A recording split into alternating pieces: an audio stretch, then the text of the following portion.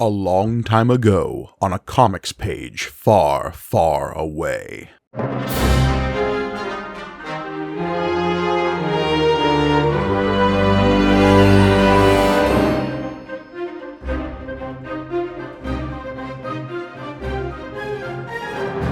Greetings and welcome to May the Panel Be With You, the Star Wars comic book show brought to you by the Punch-Up Entertainment Network. I'm your humble host, Mike Gargoni, and joining me, as always, the Orion Ferret to my Sergei Kesselrook, it's John Campbell.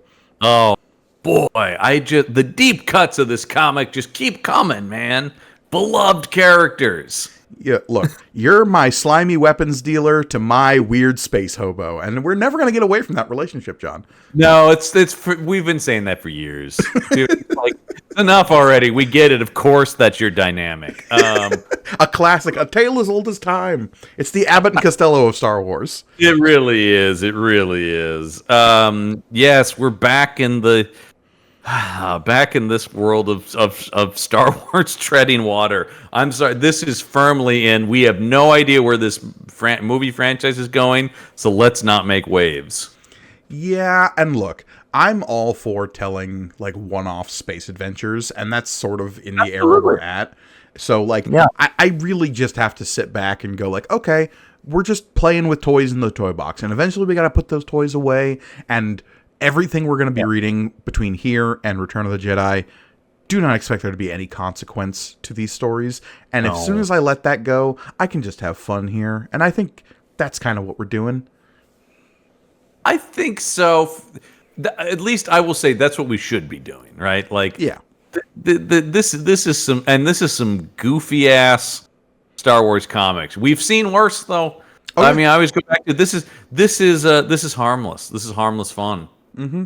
Yeah. So, which is about as bad. Yeah. With that premise in mind, let us get to issue number 59 of. We just bringing that bar down and down and down. Yeah, issue 59. We are talking about issue number 59 of the Marvel Star Wars from 1977, but this particular issue was released in May of 1982. We've got a familiar creative team if you've been following our coverage up till now. We've got David Michelini on writing. We've got Walt Simonson on plot and pencils. We've got Tom Palmer on inks, Don Warfield on colors, Joe Rosen on letters. We've got Al Milgrom, a new name, as our editor here. Al Milgrom, of course, a long-standing Marvel staple editor. Yeah. You've seen that name in a million comics. Absolutely. And we've got Jim Shooter as our high roller. Oh, yeah. All right. All right. Yeah, well, he's about to roll the dice on some stuff in Marvel that maybe won't pay off. So, yeah, boy, they love their fun Jim Shooter stuff. Yeah. I love this idea that there was a brief this feels like the era where it's like he's firmly editor-in-chief now. Are we gonna try to make him the new Stan Lee? Because he's not a Stan Lee type. Jim Shooter is not fun. There's a gregarious nature to Stan Lee, and look. We know there is some personal issues behind Stan Lee. There's some shystery nature behind him, but that was sort of part of the charm, right? That's always the thing about Stan Lee. It's why I love the first Spider-Verse cameo of him, right? Which is he is both things. Yeah. He is the great yarn spinner, storyteller, but he is also a huckster. Mm-hmm. And in some ways, that's what made Marvel what it was, right? There is also that. But he always did it with a twinkle in his eye, too. That whenever I see Jim Shooter, he is the most just when I was running Marvel, I did a thing. He's not, I want Jim Shooter to be a slimy, hey, how you doing? I'm Jim Shooter. But no, he's just a guy in a suit going, well, we tried with the G.I. Joe comics to create a world where, it's just But at the same time, there's this subtext of him being God Emperor of the Marvel comics, and it's not helped by the fact that he writes his self-insert as the Beyonder in Secret Wars 2. Yeah. He doesn't work on either side of it, right? He wasn't that. And we've never really had anything remotely approaching a Stan Lee again in comics. Well, it's tough because there the comics industry sort of fractured in the late 90s, right? So Right. you couldn't really necessarily have this singular individual, and you've had people be like faces of comic books. I'd say McFarlane is probably the closest we've gotten Well, since actually then. say, I agree. I think that's actually, in terms of he is a mascot for his own company. Yeah, totally. And like, especially on the huckster side of that, of just like, look, man's made an empire of toys, and God bless him for that. Oh, I mean, look, the amount, I don't even want to know. I don't want a number for how much money I've given him over the years. But I will say the guy makes a good product. You'll hear nothing bad about Todd McFarlane from me. Well, I'll say I appreciate what he did for Spider-Man's webs. That's all I'll say. I appreciate what he did for the comics industry too, of course. Creating Yeah. Image and the creator-owned stuff, of course, is objectively a great thing. Totally. Whether you like what he created is neither here nor there. Yeah. But today, we're not talking about McFarlane. We're talking about all those other people we were just talking about. I would love to see Todd McFarlane get involved in one of these. I mean, at this point, it is kind of like, all right, this comic is not going to be a thing of substance, so it's like when we had some Frank Miller stuff in here, right? You just go like, ooh, that's interesting. Yeah. And you pray for that, and what we get half the time is, well, let's trace over some issues of John Carter of Mars and hope nobody notices. I mean, that's got to be the lowest moment of this, right? There are worse Star Wars stories, but that's the lowest moment as a comic. Yeah, just because of the blatant thrift that went into its creation. I mean, I, as far as I'm aware, that's the only example I can think of something I've read that was literally just a traced over comic of something else.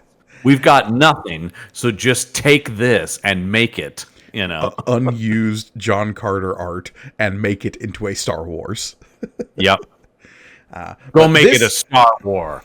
I will say, this, for all of its other faults, this issue is pretty original, because let's get into this cover, because we got ourselves a giant space worm.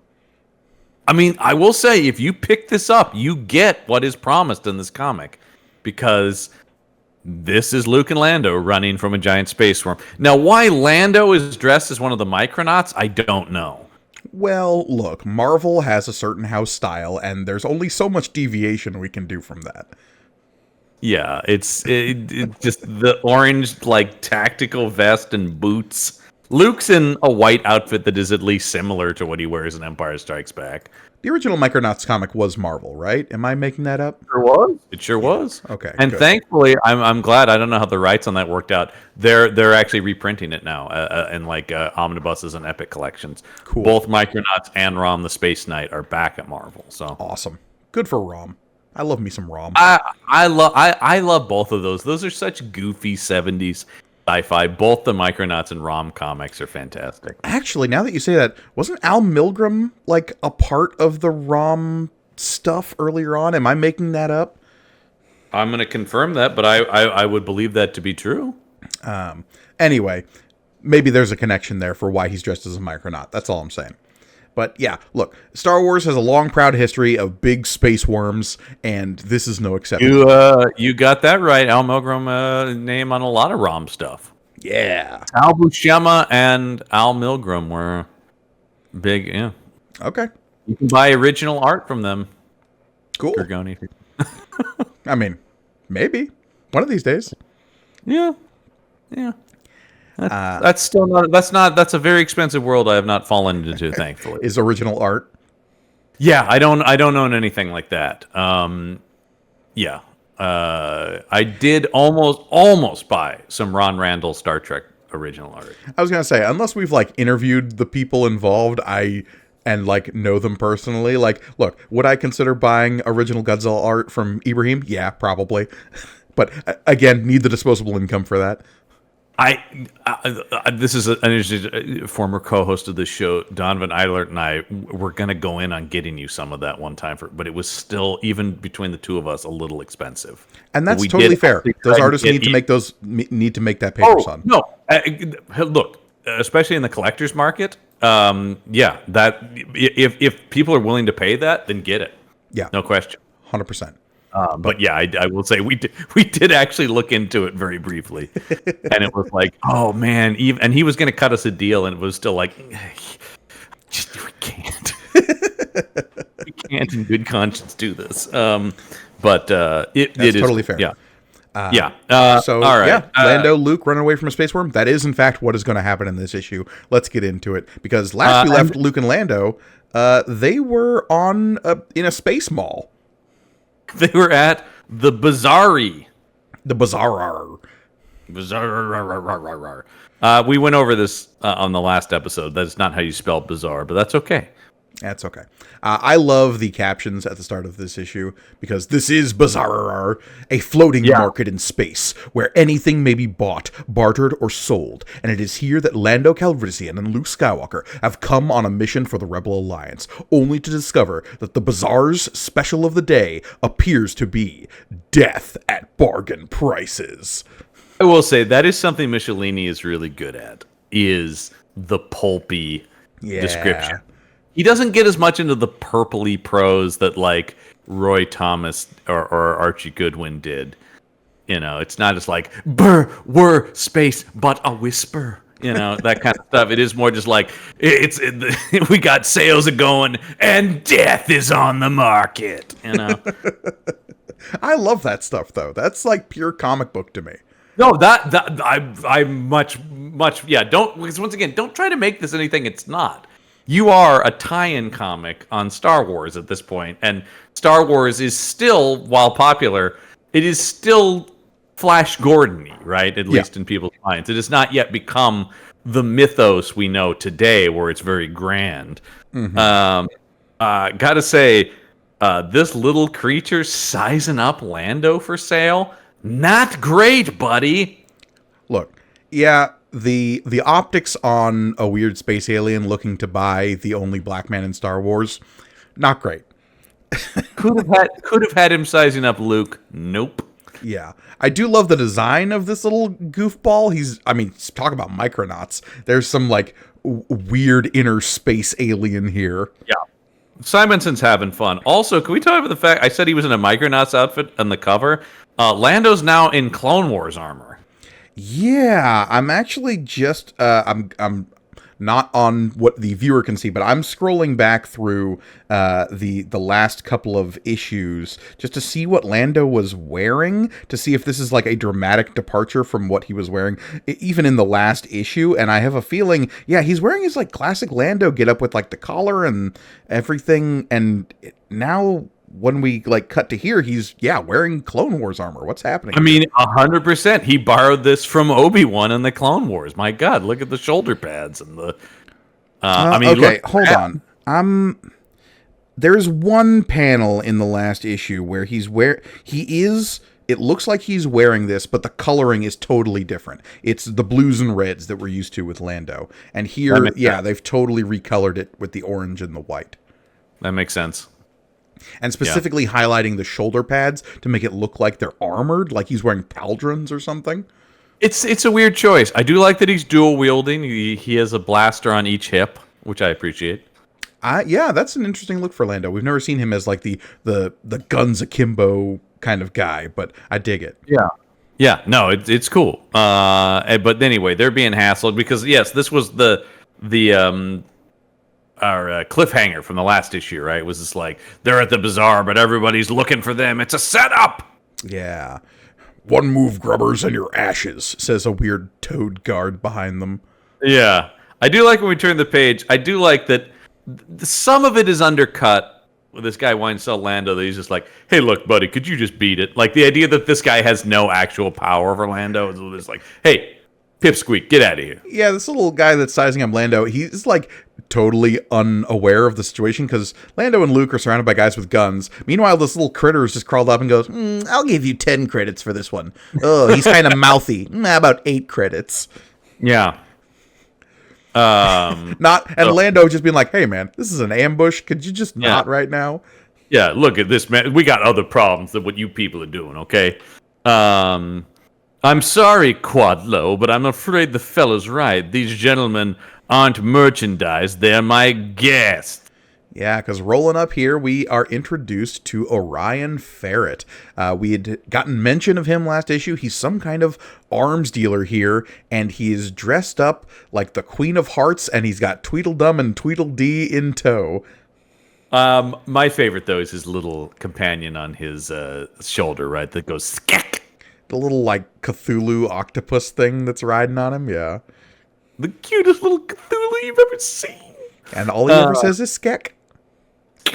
I will say, having recently been down at one of the Disney parks, I'm surprised. Well, I'm not surprised because it's a comic book, but I'm saying that the big thing down there now are little plush creatures that sit on your shoulder. Oh boy. Yeah. That you can get a little baby Groot or the Remy the Rat is big down there. Do they have a Lothcat yet? Yes. Oh boy. They have a Lothcat, and you can also get Goose from Captain Marvel that sits on your shoulder. Oh, very good, very good. Talk about tentacular things. Yeah, that was the one my sister got. Of course. Goose the cat. But yeah, that's the new big thing now. You need your ears and you need a little creature on your shoulder. Mm-hmm. This will shock you. I had neither. John not participating in whimsy? No. Yeah, I was content to just have my Avengers hat on and live my life. Anyway, yeah. Oh boy, though, the design on this guy. Talk about a character that only exists in a comic book because no one's face looks like this. Yeah, he's somewhere between Vincent Price and, like, I don't know, Woody Allen. More, yeah, Lando, dear boy, I'm at your service. Woody Allen in a galaxy far, far away is an interesting thing to consider. I don't know. He's definitely like thin-faced and kind of smarmy, but overdressed in like the heart lapels on his suit and like the big bow tie. I got sort of a Scrooge vibe from him. Yeah, again, but I can't shake the Queen of Hearts look just because his two goons behind him are just straight up Tweedledum and Tweedledee. I mean, they knew what they were doing, right? Yeah. And I love that they're two big, burly, like WWE looking guys, but they're like, give them fangs too, and like weird mustache faces, but also have the heart lapels and.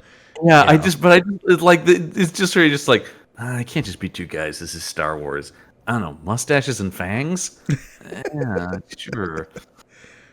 Yeah. Anyway, like tiny little squinty eyes. Yeah, it's a whole thing. Lando's not thrown. Still, it's nice to see Jesse Ventura getting work. But pulling dual roles here. They got him on split screen. And so, but Lando's not thrown by this. This is classic. Is it ferret or filet? I'm gonna say ferret. This guy's pretty ferrety. But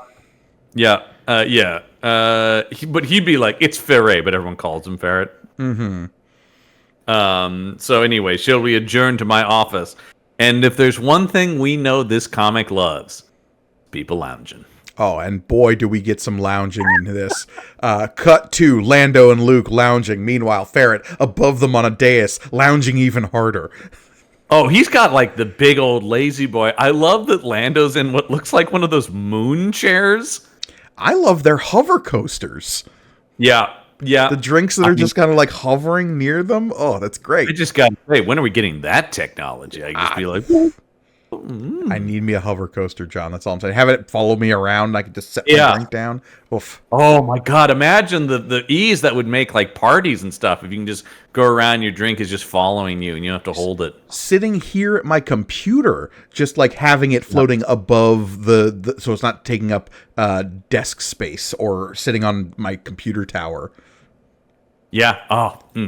So good. I bought the desk I'm at now has a cup holder, and I will say it was a selling point. It's got a little attached metal cup holder where I can keep my drink. Okay, well, look, maybe technology is catching up with our dreams, but I was just like, I just need like a simple. This one has a cup holder. I really like Michelini's back and forth here between Lando and Ferret because. Ferret's like, Lando, dear Lando, have I ever let you down? And Lando's just like, you want a list? Yeah. Well, once again, this is the world of Star Wars I love, of course, which is the world that Han and Lando travel in, where like everyone's a piece of shit, just looking to make their own, money and stab you in the back. Totally. This is the world. This is the world of the Hutt cartels and all that stuff. I love organized crime in Star Wars. I just wish the I love video Organized game we Crime. got about it was a little better. I enjoyed it though because Outlaws I is did. okay, yeah. Yeah, I think people overreacted. It's like it's not reinventing the wheel. It's like yeah, but I like the wheel. No, we can't go back to the wheel, John. That's where Mastercom is. Master calm, everybody. Oh, we miss our boy. Uh, sweet Master Calm. Yeah, this character would be better if I Mastercom were here. want to talk about this guy's shoes, though. What the hell's going on here? They've got their own little bow ties. Yeah, they got big flaps on. It seems like that would be really awful to walk in, but To be fair, I always think the same thing about every pirate boot we see in a Marvel comic. It's like, how are those things staying up? yeah, I know. It just all of them are so impractical. Yeah. But yeah, I do like when he's just droll as ever. So anyway, they want to buy TIE fighters from this guy is what they're here to do. Yeah, we didn't know that last issue, but now we're getting some pieces put together. Maybe there is some kind of long-term plan here for this comic, because clearly they're okay, we're here to buy TIE fighters. Why would the Rebel Alliance need TIE fighters? That clearly puts the idea in our brain that there's some kind of mission that requires TIE fighters going forward. Because I think the last issue, the only thing that was said was they're on a mission that will make or break the Rebel Alliance, right? What they're doing is super important. So yeah, obviously it's some sort of subterfuge mission that involves them needing to fly TIEs. Mm-hmm. But we get that Ferret has sort of put together TIE fighters via basically scavenged parts from across the galaxy's many battlefields. I've been successful in purchasing parts of damaged Imperial craft from various battlefield scavengers, and have used these parts to reconstruct the ships you ordered. But they're not here. Of course they're not. There's got to be a fetch quest. Yeah. We gotta fill 22 pages, pal. Yeah. It would be too easy if they were just here where you buy and sell stuff. Yeah. Hey, man, this is a plot, so we gotta get going. Thankfully, we are reminded of certain other plots when Luke, with his little thought bubble here, says, Princess Leia and the others are hiding the fleet in the sun near Arbra, and they might need our help, Asterix. Don't you love... I mean, how many times are you just caught every once in a while with your brain drifting to the current just state of what you're doing and stuff like that? I'm always thinking in exposition. It's so interesting that Princess Leia is on a planet over the... Do you ever find yourself thinking about the immediate events preceding what you're doing, or even events you're not actually involved in that are happening at an alternate time? Well, this comic loves to do gee, I wonder what Luke's doing right now, and then it cuts to they love shit like that. But yes, the editorial team helpfully informs us that this story takes place at the exact same time as the last issue. Trust us. I did roll my eyes on that a little bit. Okay. Of course it does. Yeah. What is that? Just I love the idea they wrote that. They're we better add a trust us because people might not buy it. It implies that there is a certain subsection of the audience, children, who would read this issue and go, "Oh, what if I missed important details last issue?" And the editor has to go, "No, don't worry. This is happening concurrently. It's fine. Don't worry about it, kid." I want that in there where it's just this is happening. Don't worry about it, kid. Just shut up. So, the TIE fighters are located on a garbage planet called Patch 4, is what Ferret tells us. Yep. Some parsecs from here. They've been cleverly blended in with the other, refuse. Yeah. Excellent. So now we get to go to a garbage world. Mm-hmm. And so Lando hands him a cool, I don't know, Benjamin Franklin. They really made me laugh. Here are your credits. And he hands him a greenback. It literally looks like a dollar bill. Lando pulls out his money clip. He pulls a couple bills. Let's see. What do we got? 20, 40. To be fair to this comic, and to be fair to Star Wars in general, up until very recently, there is no clear indication about what actual currency looks like in Star Wars most of the time. I gotta say, one of my favorite things of The Mandalorian is the Mon Calamari money. It's just jiggly jello, I And you're think like, it's yeah, only in Andor that we like get a good idea of what Imperial credits look like. yeah. Well, it makes a lot of Star Wars, and like Mandalorian has this too, right? Like a lot of it is kind of what I assume, which is like when they're painting them in Beskar and stuff like that. The idea that it might not be physical. Or the other thing I always think when they talk about credits, of course, is I think that it's not physical. It's digital currency, yeah. Yeah, I would think that would make sense. But then earlier in this comic, when we have Han just transporting big boxes that just say treasure on them. Yeah, he does flip a guy a coin in the Mos Eisley Cantina, doesn't he? Sorry about the mess. Yeah, that's fair. That's fair. Yeah. So there's something there. But yeah, I do always think. Yeah, I let me say this. I never thought they were green pieces of paper. Yeah, especially not ones that are big enough that this guy can cover his mouth to sotto voce, talk to his weird shoulder octopus and say, and once they've left, little friend, I'll activate the shuttle's remote ejection system and cast them both into space. That way we'll have the money, the TIE fighters, and the rebels' ships. Ha ha ha ha ha. To what? Then pull this same con again, I guess? This is just this guy's move? I guess, but thankfully Lando has sort of seen this coming. And is like, Yeah. oh, by the way, there is a third member of our party who will be sticking around to make sure everything's on the up and up. Open the door, my associate. And I believe this is the only time I can think of that he's ever been called Mr. Chewbacca. That's Mr. Chewbacca to you. Do you love his little octopus? I love this little octopus friend who said skek earlier. Now I guess when he's snickering, he goes skek. Oh, that's classic cartoon logic right there. What's Snidely Whiplash's dog's name? Muttley? Oh, yes, Muttley, exactly, yeah. That's a Muttley laugh if I ever saw one. Yeah, he does that. Yeah, exactly. But I love the reaction of Farrah going, Wookiee? And Lando has a pretty, like, cold-blooded plan here. Because he's just like, all right, Chewie's going to hang out here while we go get the TIE fighters. And if we're not back in an hour, he's going to tear your head off. And, you know, mild spoilers related to the book, Chewie has every intention of going through with that. I love Chewbacca. Well, I love that it ebbs and flows between, like, he's lovable and cuddly, or he is just so prone to homicide. Look, if there's one thing we know about Wookiees is they are prone to tearing arms off if they don't get their way. Yeah. And I love that Solo finally gave us that, being able to see it. Yeah. Yay. So anyway, yeah, there you go. So yeah, go and rip his head off. And then he's like, no, wait, bye, everybody. So long, Ferret. See you in an hour. Yeah. Then we're introduced to Ferret's hunchback servant. Yes, master.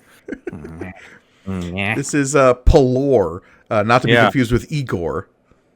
I also want to talk about when Lando turns Caucasian for one panel. Yeah, look, there's some real coloring issues in this issue. There's also, what's up with Luke's hair? It's the same color as his orange outfit here. Yeah, and who knows? There's, like, transferring comics into a digital format, there's, like, some notorious coloring problems that can sometimes happen. We are, of course, as always, are looking at this on the Marvel app, so we don't know what this looked like. If anyone actually, I'll throw it out there. If anyone happens to have these issues or even a print copy of this, let us know and send us a photo, because I would be curious to see, because we don't know. We only have what we have in front of us. And any print copy that exists today that was like more recently reprinted probably has these coloring issues because they're based on digital prints. Yeah. Right. Yeah, exactly. Anyway, yes, this is Pelor is his Fritz. A scrambled message, emergency transmission from the Rebels Master. Why? I'm adding the lisp that's not actually written phonetically here, but if there's an Igor, they talk like this, Master. Of course. Yeah. Yeah. So it's just, I love that the little creature is on his head now. Yeah. Ferret really doesn't give a shit where this little octopus skitters around. Mm-hmm. And so he's just like, yeah, there's somebody named Leia calling, sir. Though actually, he has the weird, like, square voice speech bubble here. Is he a Lobot? Yes, he's got to be because he's got the little things on the side of his head and an antenna. And he has no legs. He has wheels. God, he's got a lot going on. There's a lot going on with Polor. This guy is so over designed for being random like henchman. And having 3 lines of dialogue in the whole issue. Yeah. Like they just did him up. Yeah. Good for Simonson for having fun with it. I mean, I will say that is a huge step up from who was our friend Infantino, who really faintly sketched or fell back on the same designs all the time. This is definitely a young, hungry Simonson who's attacking a book and its art. You know? Yeah, like he didn't have to add weird octopus pet that's crawling all over this guy. No. That's just a fun addition. No, this is definitely like I being a huge fan of his, as we both are. You can definitely see the like beginnings of the Simonson who does the legendary Thor run and stuff like that. Mm-hmm. So then we get Lando and Luke hopping aboard a like transport that they're not really in control of because it's taking them straight to the garbage planet. And this is Ferret's private shuttle, right? Or one of his private shuttles. Yes, yeah. And it's just like I like that he's just like, I still don't trust this guy unless like, yeah, neither do I. But what are you gonna do? Look, we left a Wookiee behind to tear his head off. I think that's about as good of insurance as you're gonna get. I do like he goes, as long as Chew is on the job, Ferret may be a greedy slug, but he's not a stupid greedy slug. Interesting that he said slug though. Oh, because slugs are a thing in Star Wars. Yeah, sure, why not? Look, well, but they're also about to meet another slug. Oh, yeah, I guess they haven't really... We don't know what Jabba the Hutt looks like yet. Well, and the one that's on this planet. That's not really a slug. I think that's more of a millipede. Okay, yeah. That thing moves quick. No, believe me, I think you know what I'm talking about when I say that there is a thing in this later that is a reference to our world that is infuriating. Well, let's get to them because, we land down on Patch 4, and it is suitably disgusting as it's described as, nevertheless, an expert landing is made on the planet's runny, jelly-like surface. The fact that they don't have, like, masks or some kind of helmets or something on during this. I love the idea of a garbage planet. Just like we invented space travel. We can travel faster than light. We can hop around the galaxy, but we still need some place to just dump our shit. It's actually something I'm surprised we haven't seen more of in Star Wars. We've seen a bit of it. There have been garbage planets aplenty across Star Wars. Like, you have that Rust planet where they find Maul after he's been chopped in half. That's true. That is very garbagey, or at least like junkyard-esque, yeah. There's that whole planet that's in the opening of Jedi Survivor that is like the junkyard planet where Cal is hiding out. Like industrial, like steel working and stuff, though, right? Yeah, and they're like tearing apart old spaceships and stuff. Yeah, I guess that's like a scrapyard. Yeah, I mean these are all in the same vein, though. Yeah. Yeah. No, the weirder part here is when Lando makes reference to not being bothered by the smell of broken machines, but the coffee grounds and bantha tripe. Yeah, that's a little weird. Yeah, mostly because like no other Star Wars thing will reference the existence of coffee. It's always like, it's calf, I think they call it in Star Wars. Yeah, I was going to say, it's like there's a Star Wars thing, right? Like, that's always the thing with me in Star Wars is like, Star Wars is an alternate world. I want it to be a thing that we recognize, but isn't that thing exactly. Is it calf or stim? I don't remember. Stim is maybe from a different sci-fi franchise. Anyway. Could be. I mean, look, I'm familiar with Raktajino, so... yeah, there's always that. Over on Star Trek. Oh, man. Speaking of Star Trek, I mean, I'm going to derail this conversation. Have you read the new Lower Decks comic at all? The Choose Your Own Adventure one? Yeah. Yeah, of course. Holy crap. Speaking of a thing that, like, tips between the difference between Raktajino and coffee, that book blew my mind. Anyway. So good. It was so good. Go check that out. Ryan North killing it these days. Well, and he's written all of the Lower Decks comics, which have all been amazing. I will say that. And now it's an ongoing. I'm so thankful IDW has just made an ongoing Lower Decks comic now. Cool. Yeah. And by the way, the answer is always yes, because I just have an automatic pre-order for anything IDW puts out in the Star Trek. That's fair. But I know, like, the choose your own adventure aspect of that book sort of turned some people off. I think if it was like Next Generation, I would be weird about. But Lower Decks, perfect. Yeah, and the story they told using that as the format was just like, once I got through the first few choices, I was like, okay, something's going on here. Yeah, I don't want to spoil it for listeners. Like, if you're into Star Trek, yeah, read Warp Your Own Way. I just want to state, because this is a rare moment in the history of these podcasts, Gergoni derailed the Star Wars podcast to talk about Star Trek. I know, but like, look, we were talking about differences between coffee and Rakutino, and that's like one of the central premises of that book, weirdly. Yep. Rakutino, man. All right, so they go out on the garbage planet. It's squishy. Well, Luke's going out and Lando. I do like this beat from Lando going like, I think maybe it'd be a good idea if one of us, me, stays back. And he's just like, yeah, nice try, buddy. Yeah, come on, we gotta go get these TIE fighters. I like this because we haven't seen a lot of this. I do think Michelini is a lot better at writing the characters and like actually creating a Luke Lando dynamic, because that doesn't really exist.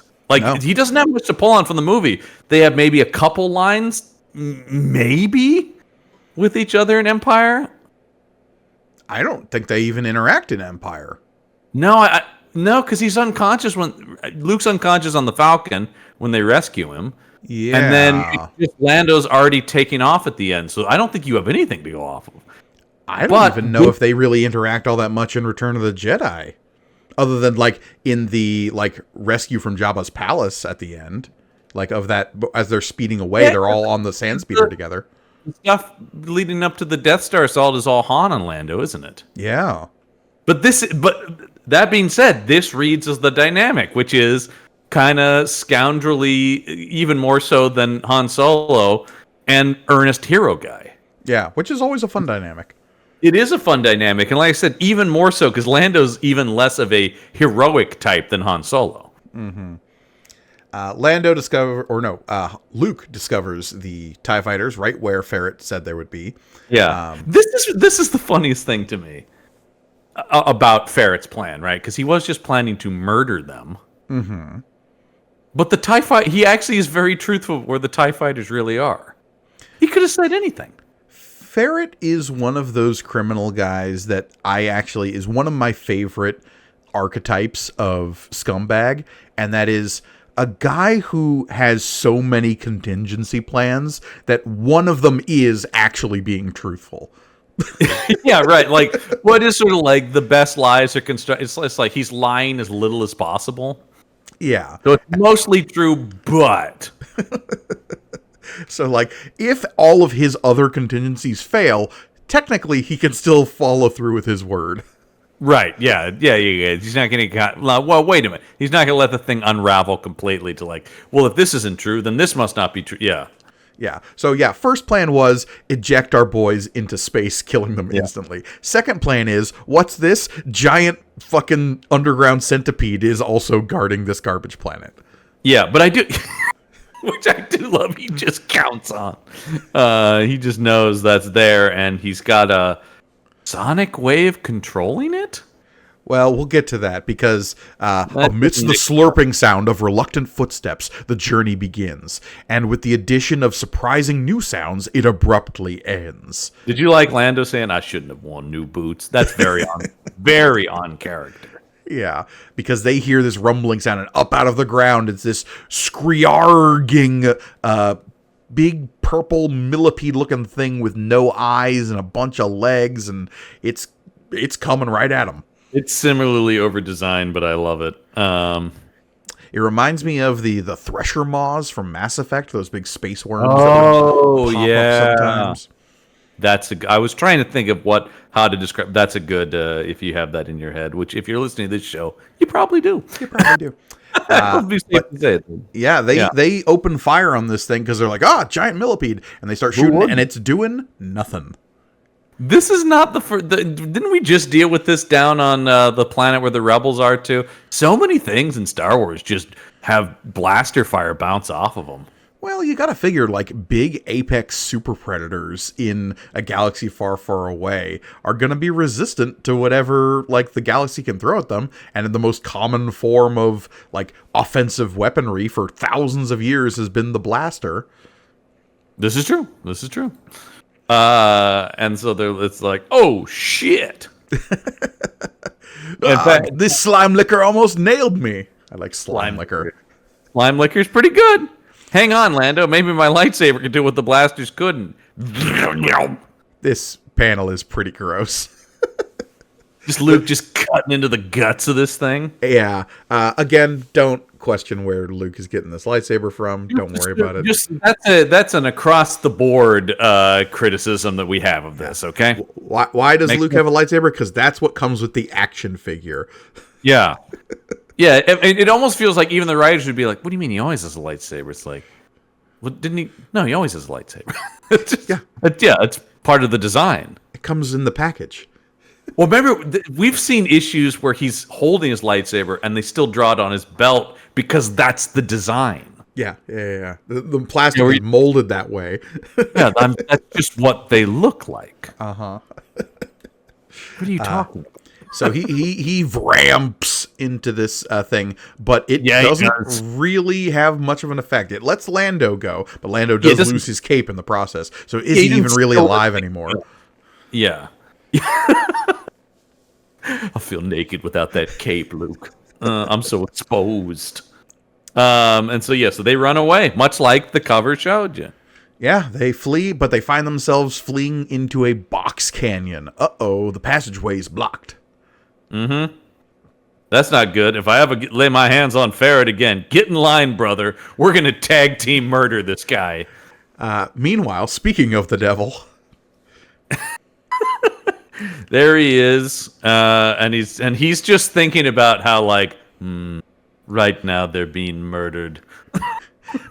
By now, my watch beast on patch 4 has undoubtedly rid me of those annoying rebels. And if Pelor picks up my mental signal because I'm psychic all of a sudden... Oh, that feels like we decided that and we're not going to go back to write in anything. Nope. Too late. Got to get this thing out, my man. Yeah, he's basically contemplating, like, look, I need to figure a way to get out from underneath Chewbacca right now. Yeah. And... yeah, now it's like, so they're definitely dead. Okay, great. Now I got to figure out what to do about Chewbacca. But meanwhile, Luke gets out his cell phone. Oh my God! I've had to put the book down. I was laughing at him pulling out this 80s cell phone. I got to make a call real quick. Get Ferret on the horn, Luke. On the horn. Get him on the blower. I've got him under speed dial under 5, man. Yeah. And Luke goes, right. Wait, no, wrong. The transceiver's dead. We can't link up with the shuttle to call the bazaar. Oh man, we're out of network, man. Those roaming charges are gonna kill me. Oh boy, Ferret stuck it to us again. 2 things I love. I swear I'm gonna haunt that son of a what in Star Wars? Son of a bantha. Son of a bantha. And then 2 I love is the psst and a finger. Come here from Lando. Come here. Give me a minute. Okay. This is like Lando almost acknowledging how comics are made, because he turns, there's a hand gesturing out of a passageway behind them saying, come this way, you'll be safe. I'm using that accent for a very specific reason, you'll see. Mm-hmm. And Lando going, is he kidding? Following someone we can't even see? They only can't see him because the comic is drawn in, a hand is coming out of black. I mean, look, his hand is drawn in an all-black background. How are we supposed to trust that? But so they have to make a decision between following a mystery hand that's beckoning them and getting trampled by this huge worm. And obviously they choose the cave, which causes this thing to put-chunk. I love a good puk-chunk. Yeah, and so now they're all in the what? Oh, So now they're all in. Oh no! Now we're in the black ink space. But this thing one of my favorite Simpsons jokes is, of course, always in the Simpsons when the lights are all out, it's just the white eyes of the cartoon character. And they did the thing where Homer's going to sleep and Marge is angry and still awake. He just goes, Marge, honey, can you close your eyes? I'm trying to sleep. And that's what this like acknowledging the sort of thing, because it goes from total black to click, somebody turns the lights on. And now we have background characters suddenly. This book, I mean, and yes, the Star Wars universe in general has this, but particularly I found this comic, there is no shortage of just like eccentric weirdos for these characters to run into. I love eccentric weirdos, John, and I am fine with this. I'm okay with it too. I just always wish they were more. This would be a more alien looking thing in a movie. No, we get a Russian space hobo.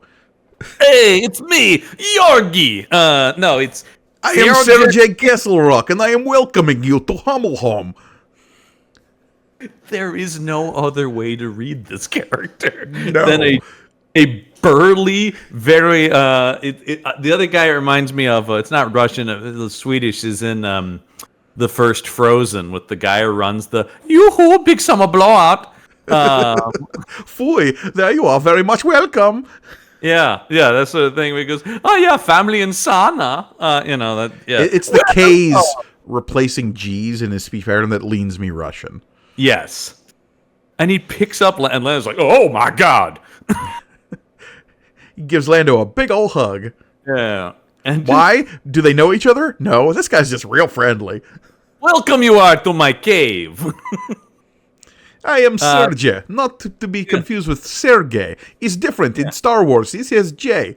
Really different, but also not.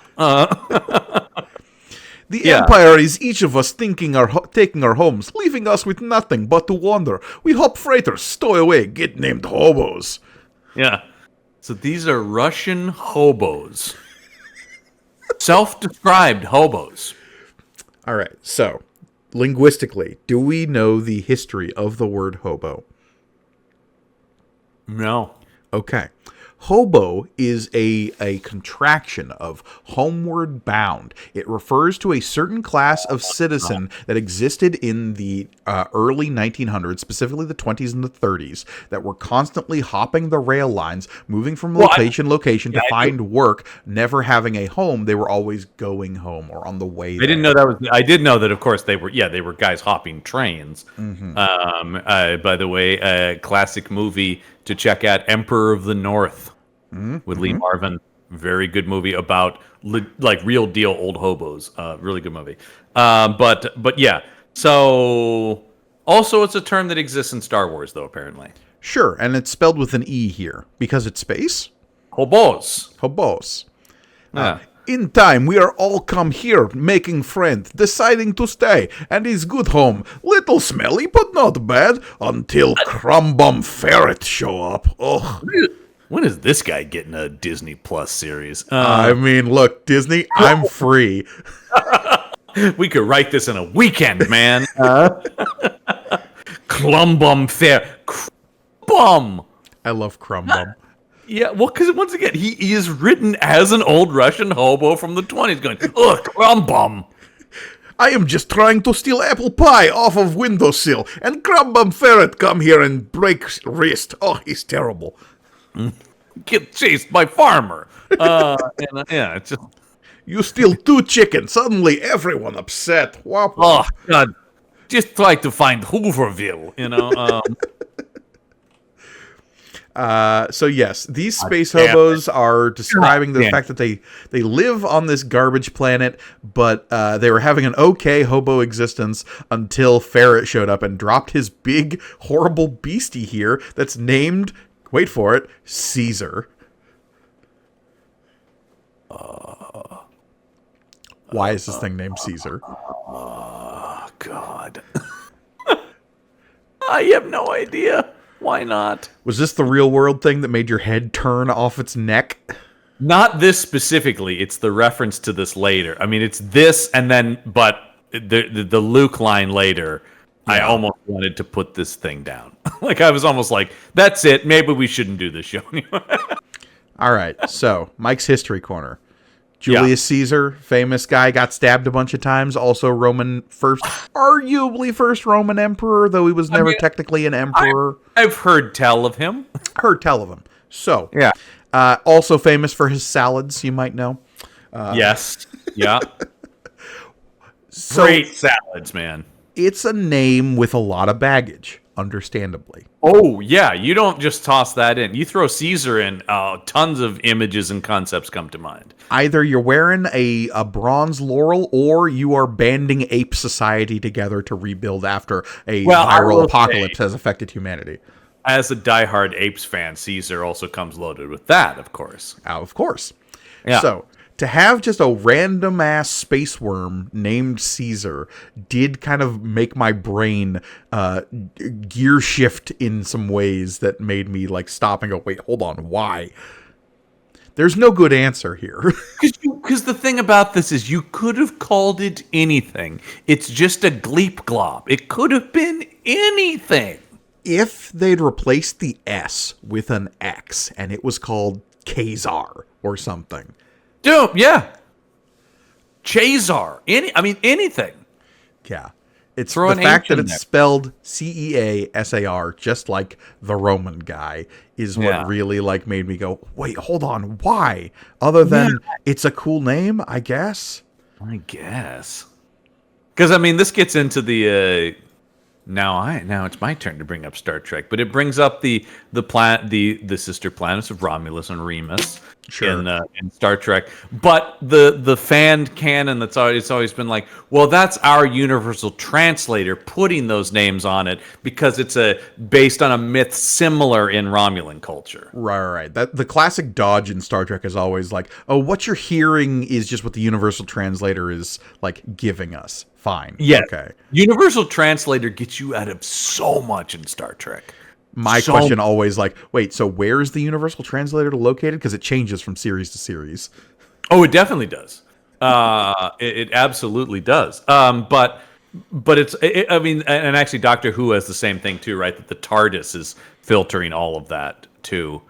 But at least the TARDIS has the weird excuse of this, like, okay, it's kind of like messing psychically with you, so everything is translated if you spend enough time in the TARDIS. In Star Trek, it's like, okay, it's on their comm badges, but what happens when their comm badges are taken away? Well, they can still understand people. Well, okay, it's on their tricorders, but what happens if they're not with their tricorders? But here's the thing, of course, too, the out that Star Trek, Doctor Who, a lot of these have is they are our world but the future. You can't do this in Star Wars. You have to eliminate everything. Because this is a totally alternate reality. Yeah. You can't make it. There is. That's a debate I've seen many a Star Wars fan. Is there even an Earth in Star Wars? And of course, the answer is, if there is, it doesn't matter. It's in a galaxy far, far away. Yeah, it's so far away that who cares? That it has no bearing on the plot. Yeah. So, yeah. And anyway, I will say, the movies and TV shows, and especially stuff now, obviously, is... But this comic is so lazy about that. There is no thought to that. Well, again, they're just trying to get the issue out. Well, no, that's it exactly. But there's you of course know the amount of debate about Han saying "I'll see you in hell" in Empire Strikes Back. That just what is he talking about? The concept of an evil underworld exists in the Star Wars galaxy. That I always thought was just like, all right, come on now. But Caesar is like, okay, that's Earth history. Yeah. And then later, Shakespeare exists. All right, we'll get to it. So, talk, which is the sound of our friend, what's his name? Pollock or whatever it is? Pelor. Yeah. Master, there's a problem at Berkey's Spice Booth. What? Let's get into that. What's going on at Berkey's Spice Booth? Oh, spice. And spice byproducts. Yeah. All right. Right on time. Thank you, Pelor. I'll call him immediately. And then, if you thought the cell phone was funny. Wait until Ferret picks up the old-timey dial. Operator, please connect me to Poughkeepsie. Yeah. Ahoy. Yeah, he's got like a headset on a cord attached to his console. He's got one of Alexander Graham Bell's original designs, apparently, here. Yeah. And then this is all just subterfuge to... This is pretty loopy and cartoony. is hit Chewie with a freeze ray. Well, but it's not even a freeze ray. They It's splash liquid. a bunch of water around him and then freeze that water so he's encased inside of an ice cube. But there's still space for him to move around inside and put his hands on his hips disapprovingly. Yeah, here it is. He calls it a spritzer unit that's solidified into rock hard crystal. What? Maybe a messy safeguard, but it's most effective. As Pelor purrs next to him. Yeah, that was weird. I don't want to get into what these two are up to. Look, what a man and his hunchback thing do in their spare time is not up to us. I've seen all the Universal Monster movies. No one was ever petting their hunchback assistant in any of those movies. No love for Fritz. Meanwhile, back on Patch 4, they're talking with the space hobos, and they're like, look, we've tried dealing with this big monster thing, and we have failed and lost a lot of people to it. You have no... That thing killed many, my friends. Many. Because there's no way out of here. We have to go through it, is what he is saying, right? But yeah, now it's Luke's time to quote some Shakespeare. Holy shit. All right. We have, after all, we didn't come to feed Caesar. We came to bury him. And then they make it seem like, what, these guys are uneducated by being like, what? So Luke's big plan here is to literally start an avalanche of trash to bury the worm monster that, let us remind you all, emerged from the ground to attack Lando and him. Yeah. Talk about uneducated. I just want them to be like, oh yeah, no, we tried that a long time ago. It did not work at all. Did you see how big worm come up out of ground? He loved that stuff. Yeah, trash make him stronger. Yeah, he loved trash. It's like his whole thing. If anything, Serja is coming out and is like, hey, boys, let us watch Farm Boy get eaten by giant worm. It's make for good Thursday. Yeah. Oh, yeah, go out there and push the trash on him. See how that goes. Oh, boy. Hey, everyone, he's going to try pushing the trash onto Caesar. This dumb country bumpkin. I do like the idea of it being like stupid Farm Boy. Go back to Tatooine. They try this. It, of course, fails. Well, because once again, it's just, I don't like this because it makes Luke an idiot. Yeah, exactly. Yeah, Luke going like, we did it. The monster's completely covered, just like it was when we first got here. God, the stupid look on his face. And then Lando's also like, yep, all right, oh, fuck. Luke starts scrambling down when, what's this? Mystery of mysteries. The giant bug monster that started underground emerges from underground. It's Caesar. He wasn't even stunned. Of course he wasn't. Once again, if anything, he seems stronger. In all the confusion, though, they lose Luke. Luke was trying to scramble down over the buried monster, and as the monster rises up out of the earth, Luke kind of vanishes. And one of the space hobos goes, that boy's a goner. Yep, I imagine the other guy's from Russia, but this guy's from Maine. He goes, yep, boy's a goner, that's for sure. That's for sure. Oh, yeah. Yeah. And then, but Lando dual wielding is zatting and zatowing.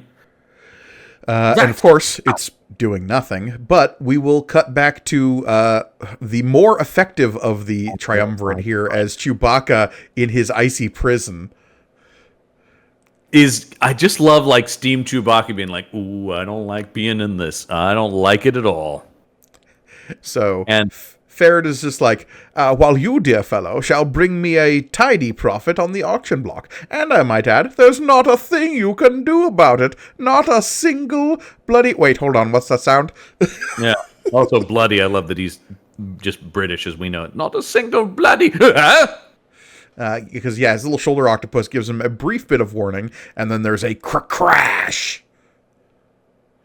Plan to trap someone. I mean, look, I understand a Wookiee is probably stronger than most people, but even still, it trapped him for 30 seconds. Yeah, Chewie was just letting him monologue a little bit so he could get some information. Well, I actually credit Simonson on this. I do love the way that he's cracking his knuckles, I'm gonna break out in just 3, 2, 1 out. Yeah. Instantly. I do love seeing an effective Chewbacca. Yeah, but what I don't love is the Looney Tunes like of this guy's escape. I must see a spritz immersion about a refund. Time to get out of here. Yeah, well, that also is a question I have about, like, so was this rated for Wookiees? Like, what was he promised this? Because it seems like it did function. It's just he didn't account for how much room Chewbacca would have to move and how strong Chewbacca was. If this had been Lando or Luke, it probably would have held. Yeah, I'm just saying, like, what was he promised about this? But, like, there's an asterisk on the form he got when he was signing up for this. This is not rated for anything above Wookiee strength. That's going to cost him his refund, right? Because they're going to find that fine print there. Exactly. So Ferret is fleeing. Meanwhile, back on the garbage planet, Lando is not fleeing, and that might be a bad idea. Well, because how much? It's classic. I mean, as you know, I feel valid in calling myself an expert on the monster movie genre. He's fair. Making, I think I put in my 10,000 hours. Maybe more. Some of those episodes are very long. But he's doing the classic thing of just, the guns do nothing, but I'm just gonna keep shooting. Well, and he's even having this, like, sacrificial last stand as he says, "Get on out of here," to the space hobos. "I'll try to hold this man-eater off." No reason for that. Also, you won't. Yeah. No, it's doing nothing. But luckily, Luke hid under some garbage. Yeah, now he's making a break for the shuttle, because they have learned that there is some kind of sonic pacifier in the shuttle that they flew here on that Ferret uses to control this monster. By the way, where did they learn that? Where did that happen? The space hobos know it. We skipped it back at the beginning. Okay, all right. Yeah, that was talked in there. Once again, though, it's just like, there's no reason for Lando to sacrifice himself here. No, he doesn't. He runs away, but... Yeah, but to even, like, act like he was going to, I don't know, because this thing chunches under the ground. It does chunch. I like that he says yike, not yikes. Yike! It's a single yike. It's a yike. Not worthy of, don't get multiple yikes in there. Look, I'm just saying people overuse yikes when a single yike will do. Yeah. I'm trying to fix this. The problem I have with language, it's just too many yikes around here, all right, so Luke manages to pretty quickly find the shuttle. Yeah, but he just needs to find whatever the sonic device is, because he doesn't know what that looks like. So is the plan he's just going to flip all the switches? I think that's exactly what the plan is. One of these has got to be. It's got to be one of these. Yeah. And so Lando, meanwhile, though, continuing to run from the slug. I do kind of love this moment, because Lando's dodging back and forth. He's thinking, oh, this thing is going to just eat me. Come on, Calrissian, you can do this, as he takes one last zadow up at this thing. And then it just whomps to the ground. And Lando... this did make me chuckle. Not a full laugh, but a like... Lando's thought bubble. I did it with one shot. I must have hit a vital organ. That had to be the greatest shot in the galaxy. I'll be a legend for this. They'll write songs about me. And then Luke popping up. Yeah. Hey, Lando, I took care of it. Looks like I found the sonic switch. Huh. Oh, yeah, I figured that's what happened. And then just nuts. I like that. That is good. That is good. So they have disabled the worm. They have disabled the worm, indeed. So back to Ferret still escaping away. Yeah, he leaps aboard the yellow submarine. Mm-hmm. It really does look like that. It does. Yeah, Ringo Starr came in briefly to draw this. I do like him getting away, going, nothing can stop me now. And then once again, just Chewie going... I love the caption here. However, nearby, a Wookiee watches, reaching into a utility pouch and beginning to assemble a curiously familiar device. As you see him putting his gun, his bowcaster together. So, I mean, I gotta say, pretty badass Chewbacca moment. He just had all the pieces of the bowcaster, like in the straps of his bandolier thing, and he's just very calmly. The guy's trying to get away, and he's just like, "Nope, ain't gonna happen." It's a pretty awesome Chewie moment of just like, okay, this guy's panicking, throwing switches, getting ready to take flight. Chewie slowly assembling his gun, raising it to his eye, taking aim. Once again, being the bloodthirsty one on all of these shows, I do wish this had just killed him. Yeah, and look, there's a Frachao here, and then we see his escape pod explode, and in the flaming wreckage, you see his thought bubble, and you're like, oh, that's a very A-team, like, good thing we survived that car wreck. Because when he's like, I'll be lifting off in seconds, and then the boom, I was like, oh, fuck yeah, Chewie just sent this guy to hell. Though, no, not the back of it or whatever. It does let us have Chewie have this great moment here at the bottom of the page. I will say, I do like that Chewie is just straight up like, hey man, I told you what was going to happen, and I am true to my word. Because, yeah, he goes over, lifts this guy out. By the way, I'm realizing I want Craig Ferguson to do the voice of this guy. Ah, yes. Not the look, but the voice. If this was an anime, I think, especially him, like a Drew Carey show, like, hello, sir. You know, like, dear fellow, I was just going to see if your friends were on. What's this? Well, I guess I do realize my hour is up, but surely you can't mean to. And then Chewie's head clamps onto the top of his skull. I don't know that I need Mother Said There'd Be Days Like This. That's reaching. That's another reference to an Earth song, too. Yeah. Anyway, and then they catch him seconds before he tears this man's head from his shoulders, right? Like, and then Chewie's kind of disappointed that he doesn't get to do it. Yeah, Chewie turns with a whoof as Lando says his name. Because what's this? Luke and Lando have come back right in the nick of time, at least for Ferret. By the way, I hate to spoil your fun. I mean, I really hate to. No, fucking kill him. Well, I say still do it. I think this is a Lando, like, knows the underworld move. It's like, look, we can all try to one-up each other, and at the end of the day, you let each other walk away so that you can use each other in the future. No honor among thieves sort of thing. Yeah, exactly. Yeah. Yeah. And so it's just like, Luke's like, not only do we... How did they get these back, by the way? They towed him back with a tractor beam. All right, sure, yeah. I'm just saying, like, in an hour, a lot happened in 1 hour. Yeah. And some change. I'll give it that maybe there was some, but, you know. And so, but also they say, like, not only do we do that, but we left the sonic device with the people, so now the hobos can control the weird millipede thing. Mm-hmm. So, have fun with that. Ha-ha. As Chewie just hurls him over his shoulder. That's such a great panel. That's right, Chewie. You can get rid of Ferret now. We don't need him anymore. That's right, Chewie. You get rid of Ferret now. I think we've had enough garbage for one day. Wah, wah. Done and done.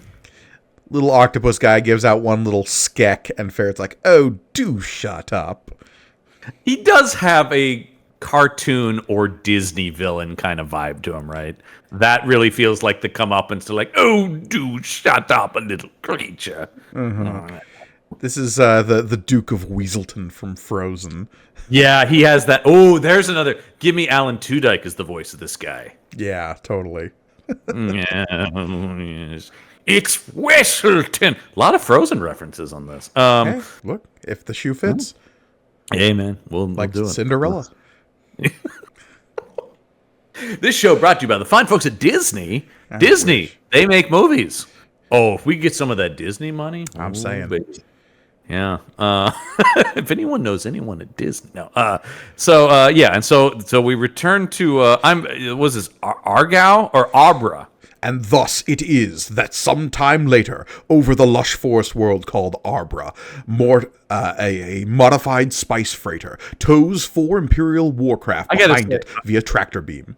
I'm trying to think, have I ever seen the Falcon use a tractor beam? And if it has, certainly not at the power of I mean, look at this thing. I don't think I've ever seen it use a tractor beam. Here's the thing, John. No weight in space. I mean, that's true. That's true. And they're not even at the highest tractor factor. I will say, I didn't even know that the Falcon had a tractor beam. Sure. Yeah, I mean, I'm not going to make a thing out of it, but here we go. Everybody, hey, Leia. I do love this. Leia, how'd it go? Oh, we had our own problems. See last issue. But everything's fine. Yeah. Also, we're having a party. We're having a party. Oh boy, just got to sneak that weird love triangle bullshit in for one. Yeah, panel. She-Ra's in here. We're all glad, Ace. In fact, we're throwing a party to celebrate your success. Because again, I talk like I'm from the 1940s. Oh, absolutely. I love Claudette Colbert's performance.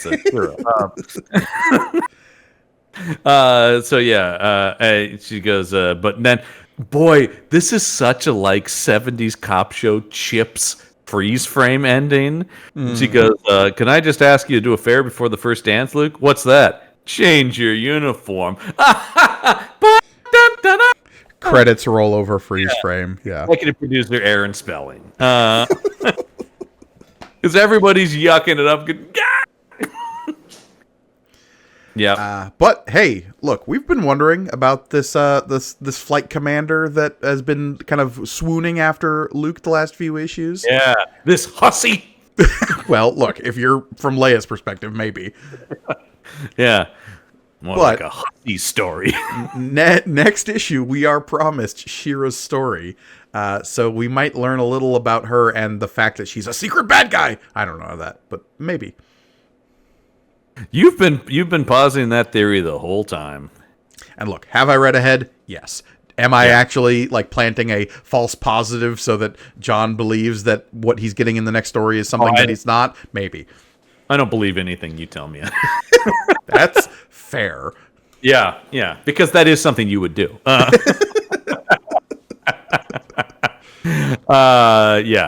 That was a fun issue. Yeah, if again, inconsequential. I'm just sort of rolling with these fun little one-off stories from here on out. They don't need to be consequential. We're just getting some extra Star Wars at this point.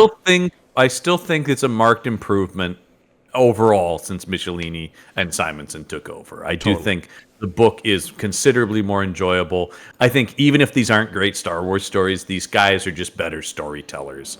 They are just more concise, and it just makes sense. They feel more or at least they feel more in line with the types of comics we grew up reading, right? I think these guys are, because these are the guys who will define that generation. Yeah. And Michelini's got a better grasp on the voices of all these characters in a way that's huge. Guys like Archie Goodwin could struggle with sometimes. Yeah, there's far less moments where I'm like, what the hell? Lando wouldn't say that. Mm-hmm. Aside from just things like the Julius Caesar reference is just weird. And that's just... Look, at the end of the day, these stories are written by people, and those people are fucking nerds. They're nerds, and as we often point out, they just can't think about it, right? They have to just churn this stuff out. So I think a lot of stuff is just first impulse, first draft is getting published. And that's what we get in these monthly comics sometimes. Yeah. Especially in the early 80s. Well, because back then it wasn't. Now we know that, being fans of comics stuff, we'll just oh yeah, no, it's not ready, so we're gonna hold it, and comics will take breaks and hiatuses, and back then you didn't do that. Yeah. If you didn't have something ready, we've got another thing ready, or we can cobble this John Carter issue into a story. Right. But yeah, I'm enjoying it so far. We're edging ever closer to Return of the Jedi. It is a slow but sure. I think we're about, this is May of '82. We're a year out exactly. Yeah. So we've got some more stuff to cover before then, but we're getting there. Next time we'll get some answers about this strange new character who's been thrown into our midst. Maybe. I am fascinated by this because I am most fascinated by characters like her, or when we had the tag characters, stuff like that. These characters that are, because they can actually do things with these characters. Totally, because they don't have to match. So it'll feel less like treading water, I think, in that capacity. So. Well, yeah, looking forward to it. Indeed. But if you want even more from us, and why wouldn't you, you can head over to our Patreon page, which is Have Patreon. We not given them enough, John? Oh, there's so much more to give. Patreon.com/, patreon.com/punchupent. That's punchupent. There you get cool exclusive bonus content from all of the shows on the Punch Up Entertainment Network. And we record these enough in advance that I can announce this is probably already going. If you enjoyed our Vincent Price series, Price is Right, there is a new mini-series coming from Campbell and Jones Meet the Monsters. This will apply to you if you're a Star Wars fan. It's a little series we're calling Peter Crushing. A celebration of the works of the great Peter Cushing, where three heterosexual men talk about their love of a long-dead British actor. As it should be. I mean, one of the best to ever do it, folks. So you can get weekly. We're going through, and like the Vincent Price show, we are doing just the genre work, but that does include both of his Doctor Who movies. Okay. And Star Wars is going to be in there as well? I don't know if Star Wars would be in there, but I will say it comes up regardless of if we talk about it. That's because fair. We are obsessed with the way he says Princess Leia, charming the last. I mean, how many people have tried to replicate his "You may fire when ready"? I mean, I think anyone who's ever played an Imperial officer after that is cribbing from Cushing. Yeah, 100%. He became to define what an Imperial. So anyway, you can check that out. That's a weekly show over there with myself and the Jones boys, who you may know from the IP Squad. And Price is Right. But yeah, and archives of stuff. You also can dig into our archives of past episodes. Lots of fun stuff. Once again, that's patreon.com/punchupent. And while you're just cruising around the internet, why not hop on over to the old YouTubes? And there you can also find us, youtube.com/@punchupentertainment.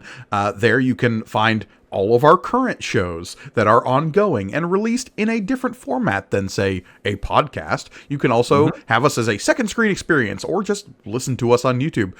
We're not trying to tell you how to listen to the show, but one of the best ways to consume this show is over on YouTube, because while you're there, you're watching our beautiful faces yammer at you, but you're also reading the comic along with us and seeing what we're talking about. A visual indicator.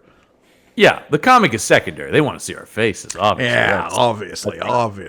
These are the money makers. But my beautiful bald head is what's making us really roll in those numbers.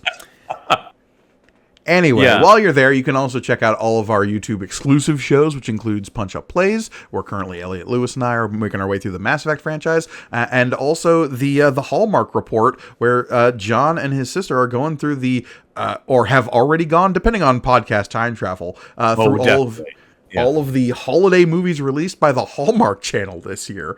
Kenzie will watch them, so you don't have to.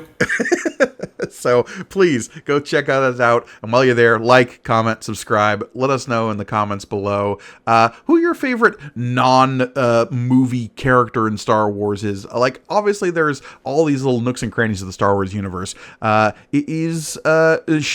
Is She-Ra going to be making that list? Probably not. But look, there's plenty of cool characters from the comics, video games, and other peripheral materials that I would probably easily make my top 10 list of favorite Star Wars characters. So who are yours? Let me know. All right. Well, I think that's going to do it, though, Gargoni. I think it is, because, as always, I have been Mike Gargoni. I'm John Campbell. And remember, may the panel be with you.